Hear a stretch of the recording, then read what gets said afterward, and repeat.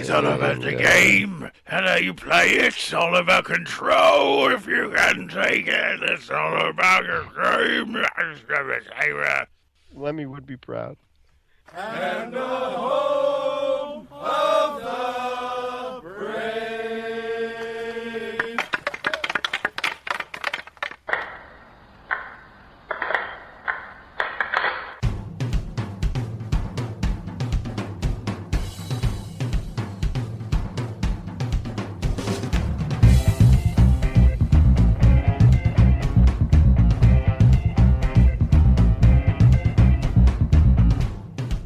Game on!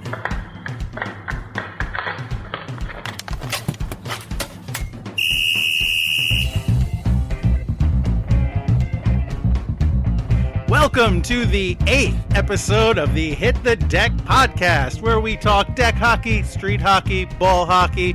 It's hockey in sneakers. It is WrestleMania week, and we are pumped. James and I are fresh off of our appearance at Monday Night Raw, the go-home show in Barclays, and we are pretty pumped up about Sunday. At least I am. Are you, James? Yeah, totally, brother.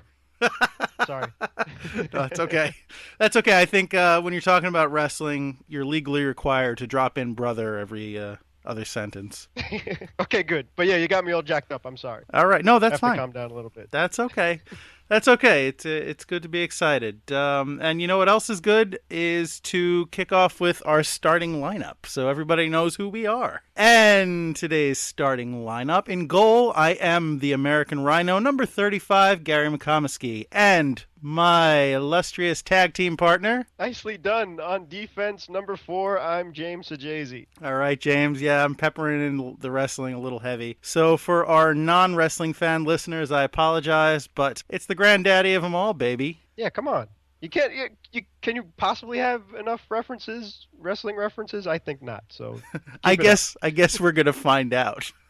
Yeah, right.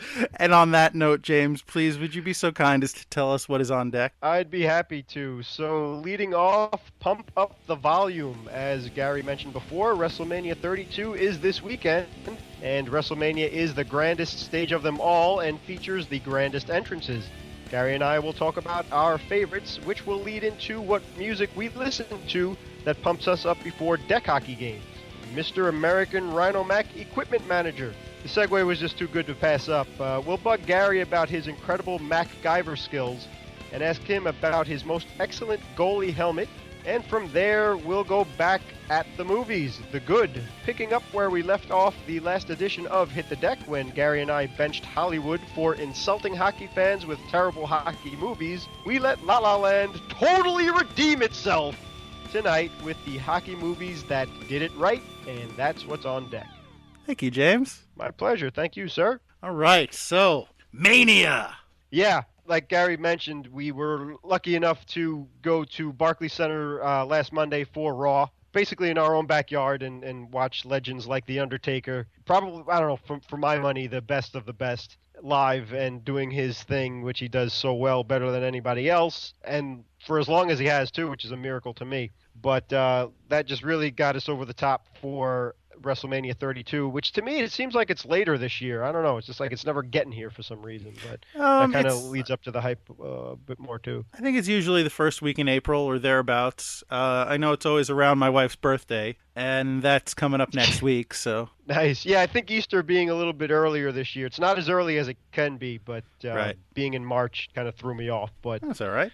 Yeah, but I kind of defer to you in terms of the wrestling world as the expert. I'm a little left behind in certain aspects where all my favorite wrestlers are a bit older, as mentioned, The Undertaker, God bless him. But I'm like a Hitman type guy and growing up with rock and wrestling and all that stuff and Andre the Giant. But I'm not too versed on the newer edition of guys and whatnot. So you do a better job of bridging that gap. But speaking of which, yeah, I'd like to lead off with The Undertaker, if you wouldn't mind, in terms of the guy that does it right. He's even changed his character a few times through his illustrious career, and maybe this is his last match, WrestleMania 32. There's a lot on the line for the story, including the future of the McMahons, who's going to run the show. But anytime you hear that bell go off and the lights go low and smoke,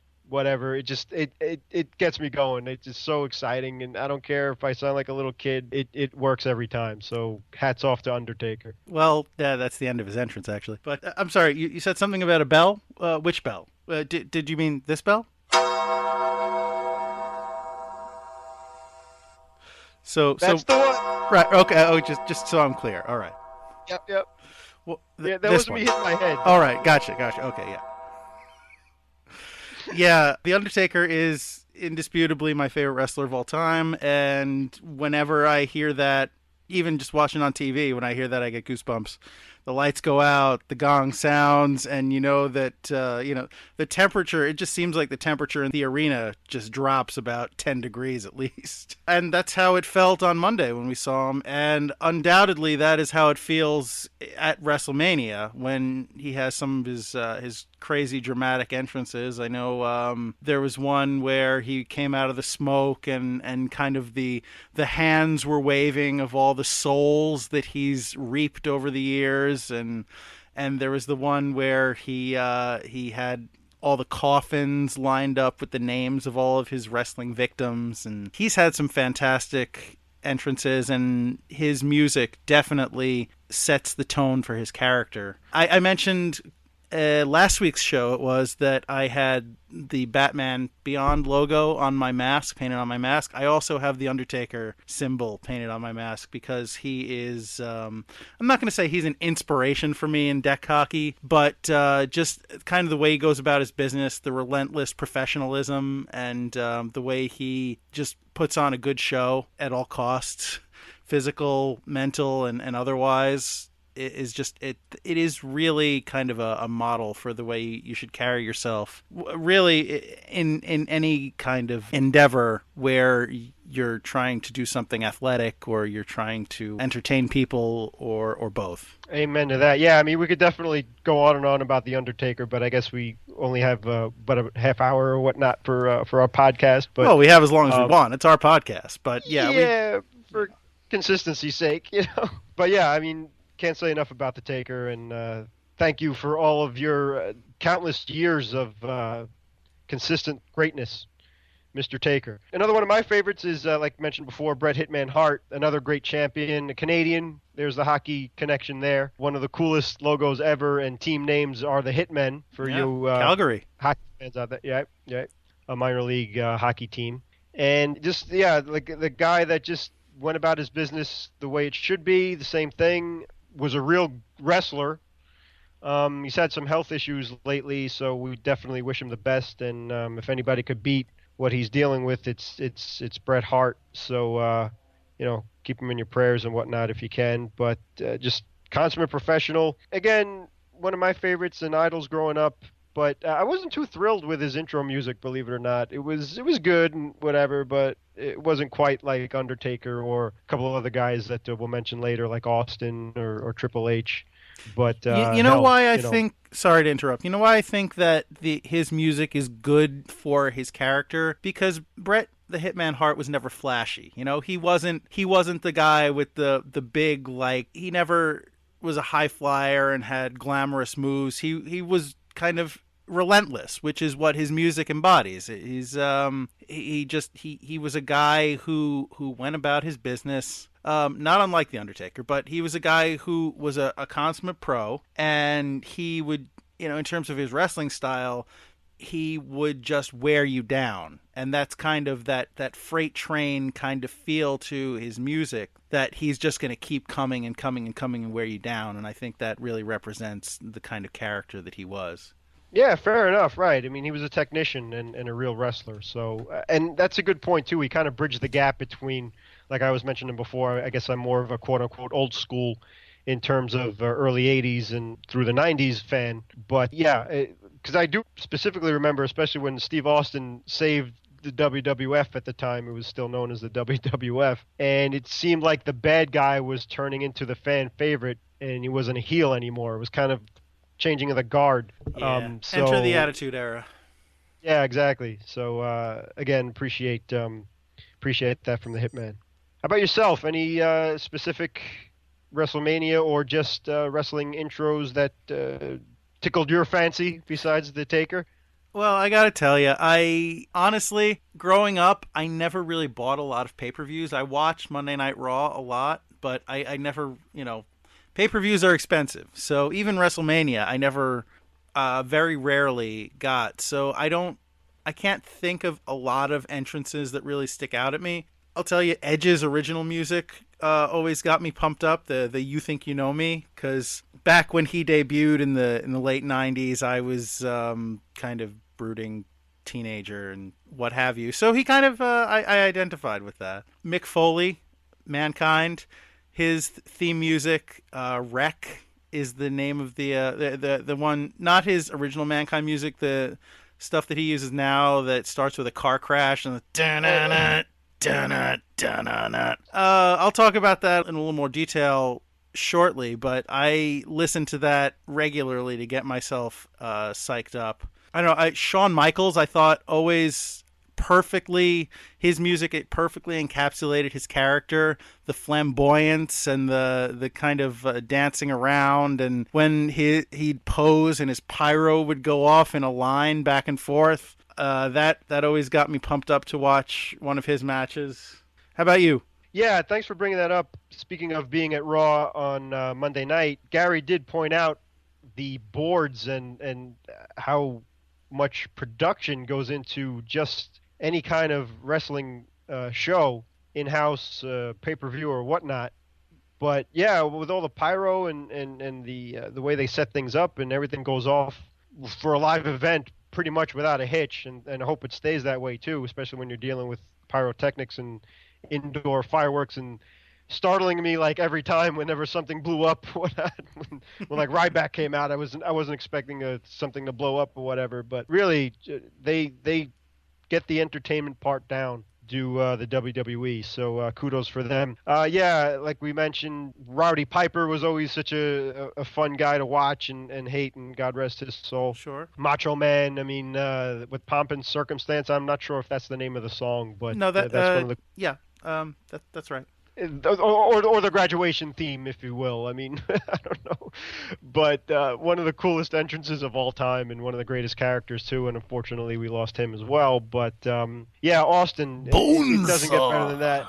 Yeah, right, Bonesaw with the Spider-Man connection. But Steve Austin, the broken glass and that hard metal sound coming, heavy metal sound, I should say. And like we referenced before, the Ultimate Warrior, specifically in WrestleMania 6, was it? That he ran down to... in the Sky Dome against Hogan. Yeah, which was just, to me, stuck out in my memory as one of the coolest things ever. I wasn't a big Warrior fan, but definitely appreciated that, so that was pretty awesome.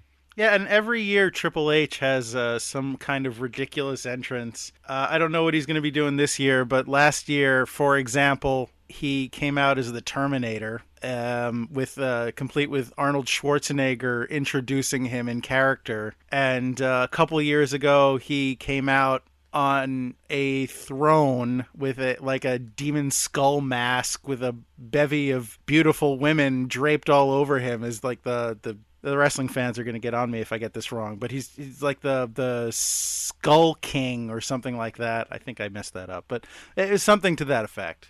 And yeah, he's he always has quite a theatrical entrance. Time to play the game. Time to play the game. Etc.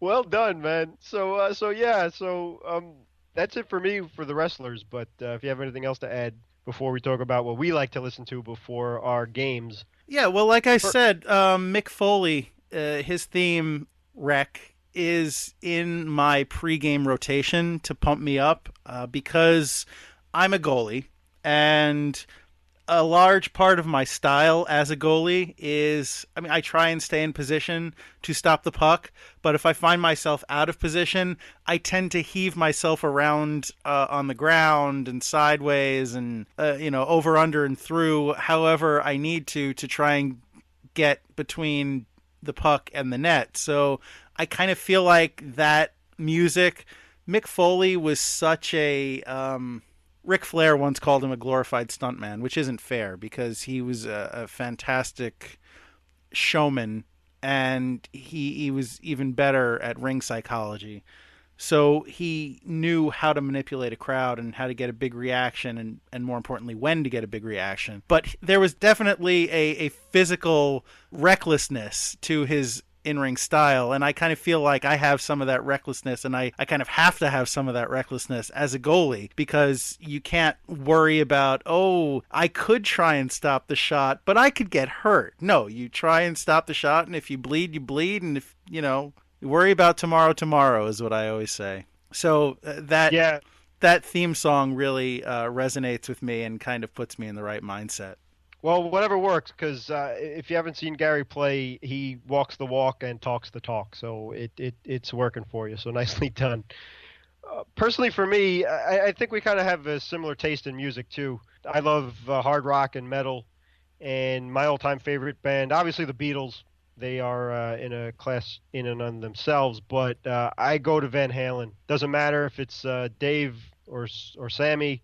It's they just have such an incredible catalog of consistently great music, and nothing really gets me pumped up better than like Eruption or anything off of Fair Warning. If you're familiar with the Van Halen catalog, just Women and Children First is another great album. 5150, For Unlawful Carnal Knowledge is another one. We won't say what that stands for shortly, but I don't know what you're talking about. I'm sure it's not an acronym for anything.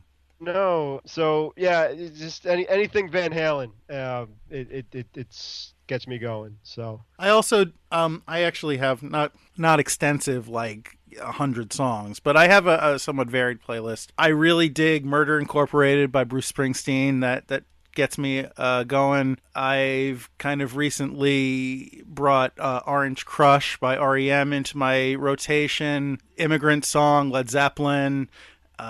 I mentioned the Undertaker connection before. I just kind of dropped in his theme music. But my one like signature song, basically, and I'm probably going to catch some flack for this, and if you'd like to give me some flack, feel free to do so at hitthedeck@gmail.com or on Twitter at hitthedeckpod. But my main go-to song is Rock You Like a Hurricane by the Scorpions. I don't know, I'm not even really a big hair metal guy, but that one song just it really puts me in exactly the frame of mind that I need to be in goal, and I dig it. So that's my jam, as the kids say. And you know what else? It's kind of similar to the Mick Foley theme song as well. So that's kind of consistent. So nicely done. Yeah, I guess so. Yeah, but from there, if you wouldn't mind, we could go into your equipment manager skills. You did mention your incredible goalie helmet before and mask, but yeah, I have a few masks. The one that has the Batman and the Undertaker logo on it is not the mask that I'm about to talk about. That's like my quote-unquote big game mask. The one that I use most often playing regularly is just my regular American USA mask, which I got nothing against America. I call myself the American Rhino. I'm in the wrestling parlance, I'm a mark for America. But and just to interject, excuse me. I mean, there's no bigger patriot than Mr. Gary Mack. So go ahead. Wasn't it Del Wilkes? I think the Patriot, and Hulk Hogan played Mr. America for a while, right? When he was suspended or banned or whatever he was. Anyway, that's a tangent. Right. And I could go off on those constantly, but I'm going to try and rein myself in. So, yeah, in my regular mask, a while back, I said to myself, you know what? When I'm warming up for a game, I would really like to kind of get pumped up to some music. But if I just play music on my phone and sit that on the net, then I'm not going to hear it that well, and it might distract the other people. They might not want to hear what I'm listening to. So I decided I need some in-mask headphones that I can use to play, but I don't want there to be a cable running to my phone because I don't want to keep my phone in my pocket if I'm playing goal. I don't want to break it. Although I do have an OtterBox, which I highly recommend because it's kept my phone safe in the face of danger many, many times. So good job, OtterBox. Thanks for that. So what I decided to do, I did some research, and first I found a pair of motorcycle headphones. Basically those are headphones that are specifically made to be put in a helmet, a motorcycle helmet.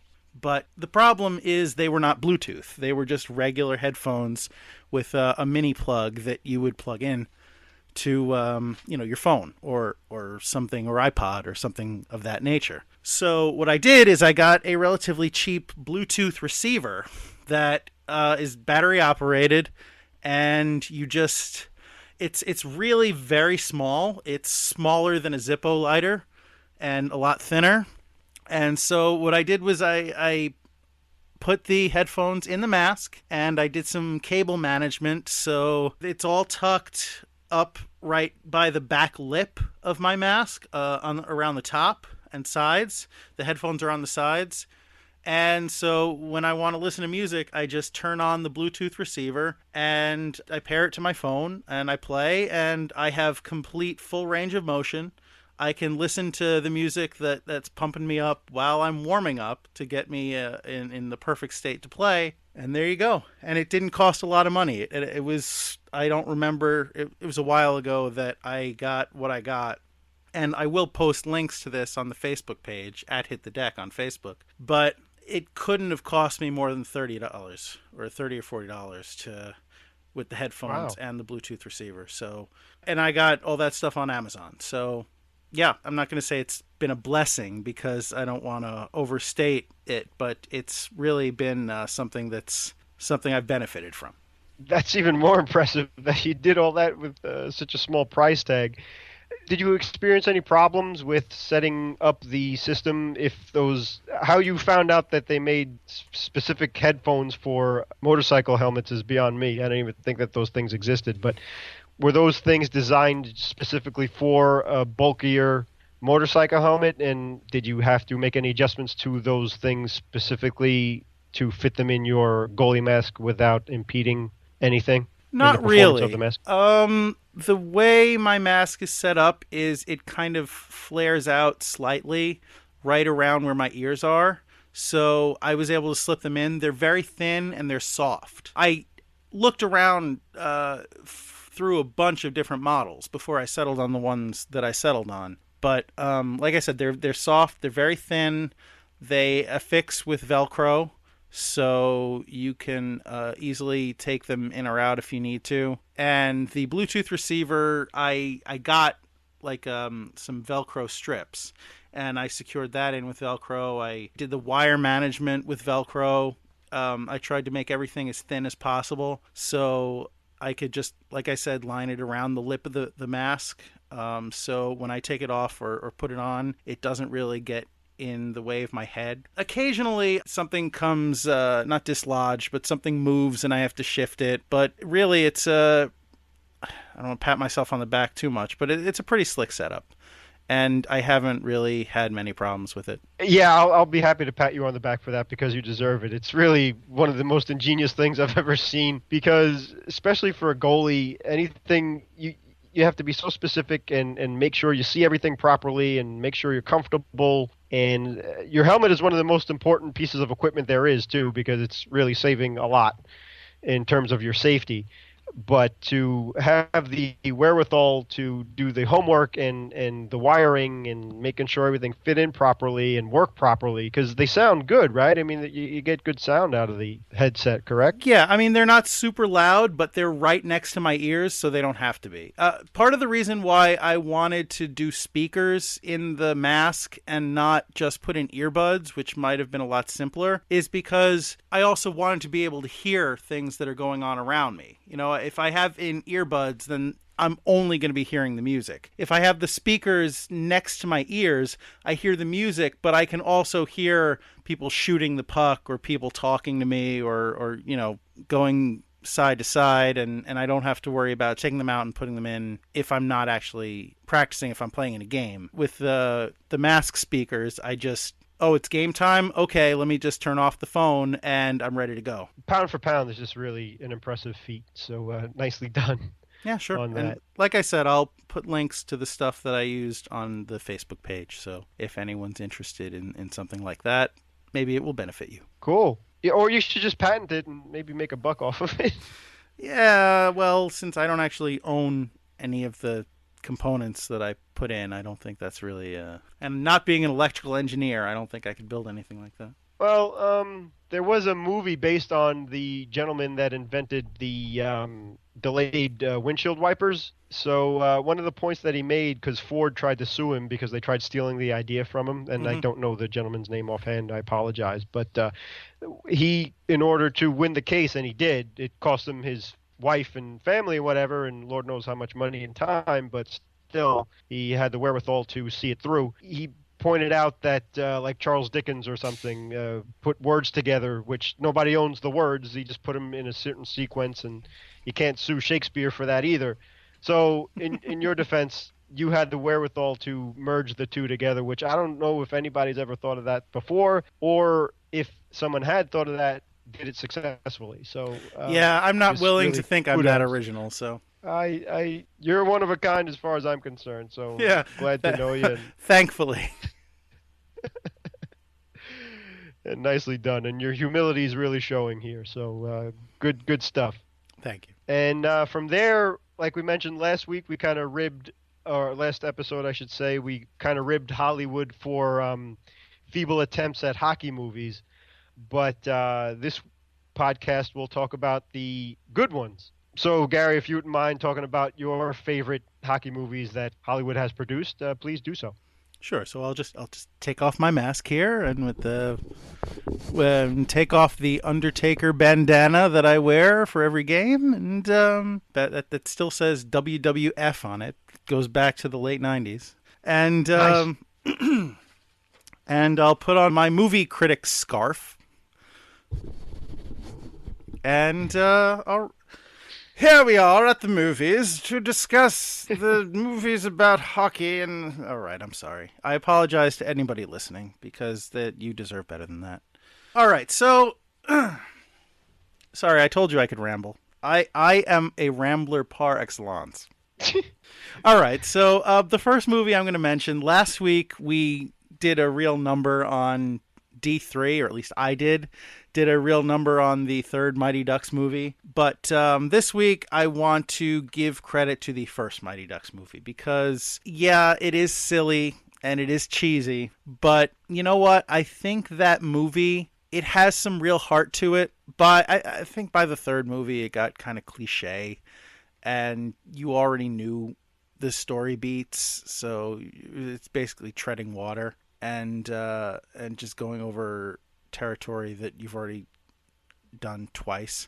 But the first movie, it had real heart. You know, you felt for Emilio Estevez's character, Gordon Bombay, who knew that his best days were behind him, and who did have regrets about the career he could have had and felt like he should have had but never did. And that mentor role that he reluctantly adopted for those kids in the Mighty Ducks. There was, I mean, Disney does these movies for a reason. They're really good at making these sappy, saccharine concepts really tug at your heartstrings. And I also think it's great because it wasn't a team of professionals. It was a team of kids, and not all of them were well-to-do. They were struggling.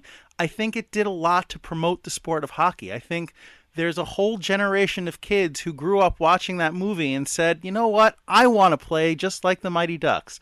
I think I could be a player. I think I could go out there and I can be a good hockey player if I believe that I can, and I believe that I can. And as you said last week, it spawned an NHL franchise. So clearly there was enough inspiration there that enough people thought that it was a good way to grow the sport. And for that, I give them a lot of credit. Good job, Disney. I also wanted to bring up a couple of movies that I haven't personally seen, although I plan on watching them now that I've stumbled across them researching this. They are well regarded. One of them is called Pond Hockey, which came out, I think, in 2008, and it's a documentary about pond hockey, as you might imagine. Basically, it's about the kind of the transition from the old days where kids would just go out on the pond and play hockey, the frozen lake,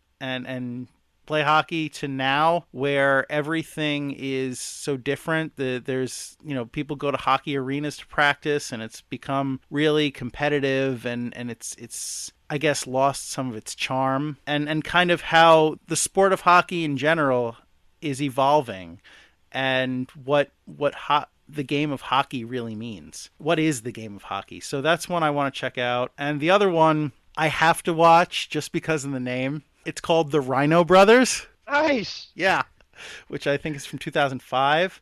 And that's a movie about a Canadian family. One son in the family, he dreams of being a professional hockey player, and he tries to become a hockey player, and he has a lot of ups and downs, and it's just kind of following his experience in the maybe not so glamorous world of professional hockey and how it impacts him and his family. So, I guess Hockey Widows. So those are my 3 picks for good hockey movies. James, what do you got? Okay. My all-time favorite, and I think a lot of hockey fans would agree, is Slapshot. And we touched on this last week, but starring the late, great Paul Newman, came out in 1977. I think every hockey fan is familiar with the Hansons, the 3 goons portrayed in the movie. Jeff was portrayed by Jeff Carlson. So just hang in there with me. You could look this up on Google, too, if you'd like. But Jack was played by David Hansen. His real name is Hansen. And Steve was played by Steve Carlson. So the actors with their same first names, Steve and Jeff, are actually brothers in real life. They did have hockey experience. They did play and do play. I think they have clinics and things like that. And Jack was his real last name was Hansen. So let me get this straight, James. Sorry. So there were 3 players who played brothers in the movie. 2 of them were actually brothers, and they took the name of the guy who was not related. You got it right on the money, man. Nicely done. Oh, Hollywood! And they were their own line. Yeah, that's impressive. They were their own line too. So it was a center and wingers. So that was pretty good. Just as a warning, though, the movie is not politically correct by any stretch of the imagination. Again, it came out in 1977. Nor is it appropriate for children. Oh gosh, no. Yeah, make sure that.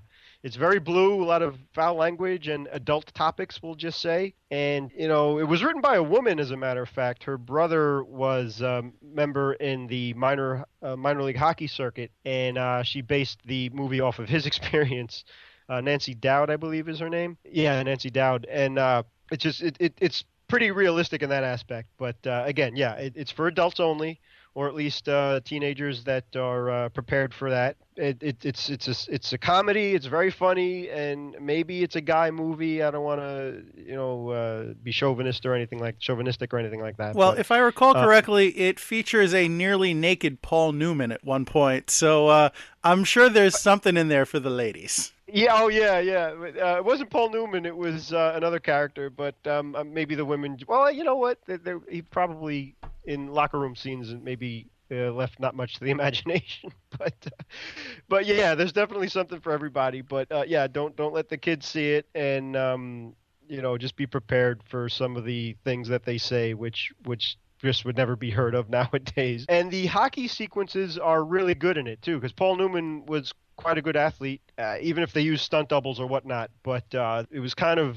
I don't know if it was revolutionary at the time, but the way they shot it, it was really very cool and flowed well. From there, as we talked about a few episodes ago, was the movie Miracle that came out in 2004, and that was obviously based on the 1980 U.S. Hockey Champions. That starred Kurt Russell. And we won't put too much time in this episode since we already went into it a bit more detail.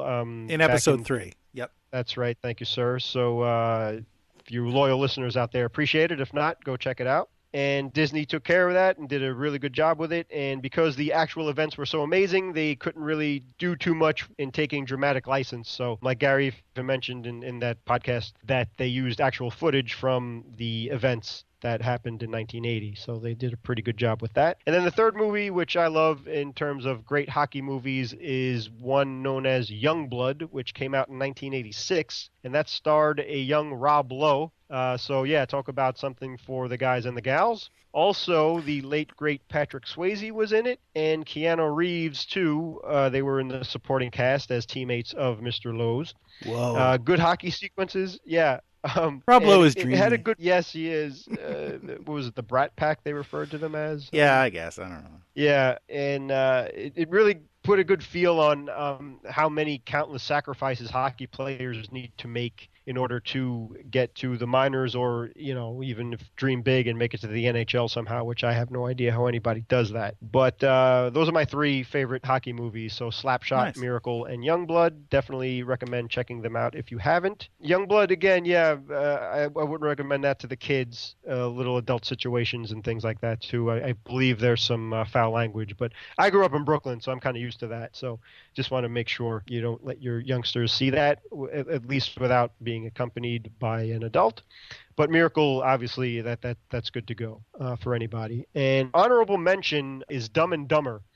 The reason for that is, and if you haven't seen Dumb and Dumber, please do yourself a big favor. Watch Dumb and Dumber and Dumb and Dumber 2, the sequel that came out 20 years after it. But Cam Neely, the Bruins great, is in Dumb and Dumber, and he plays a character named Seabass. So I'm sure a lot of hockey fans already know that, but just, you gotta love him. I mean, it's indescribably awesome. And then just for a couple of other movies that are worth checking out, one is Goon. Which I always refer to as the Philadelphia Flyers story. Right. Even though it's not. They actually play hockey in this movie, so that's another one that the adults should check out, and, you know, don't let the kiddies watch it. And Mystery Alaska. The reason why those two weren't my favorites, Goon was a little lowbrow, but whatever. Mystery Alaska was extremely disappointing to me personally, and Gary, I don't know if you've heard of that movie either. I think it came out in 1999. Didn't the Rangers win? Well, here's the thing. The rumors were that the actual New York Rangers were supposed to be in it, so they copped out. Obviously, yeah, I remember really being insulted by the guy who thought he was Mike Richter. So I'm sure you probably hunted him down and heard him. And then, of course, there was a guy with the number 11 who was a little bit too rough and tough and whatever. But did he cry a lot? Yeah. And the opposing team from I don't know if there really is a city known as Mystery Alaska, but that scrappy team was coached by the Bandit himself, Burt Reynolds. So hey, you had the Bandit versus the Rangers. So just keep that in mind if you want to check those two movies out. So that's it for me in terms of hockey in Hollywood. Well, great. Thank you, James. That's fantastic. Last minute remaining in the podcast. Okay, I guess it's time to wrap things up. Thank you for listening to the 8th episode of the Hit the Deck podcast. As always, we'd like to thank Pops for being the voice of the podcast, Anthony Sajazi for providing us with music, and the LIQ for helping us out with sound effects. You can contact us if you would so choose to do so at hitthedeck@gmail.com, and on Facebook at Hit the Deck, on Twitter at Hit the Deck Pod, and we are at the Hit the Deck on Instagram. On the grams, as the kids say. James, you got anything you want to throw in there? Yeah, I just want to apologize. In the last episode, I mispronounced the word homage. So sorry, Mom. She's an English teacher, and I hang my head in shame. My wife is also a teacher, so there's enough shame to go around. Yeah, so my apologies. No worries. And of course, you can subscribe to this podcast on iTunes. And I imagine anywhere else fine podcasts are sold. All right, so I guess that's going to do it for the Hit the Deck podcast. Finally, I would like to leave you with this reminder. It's deck hockey. Don't be that guy. Thanks, everybody. I don't think I should do that again on the show.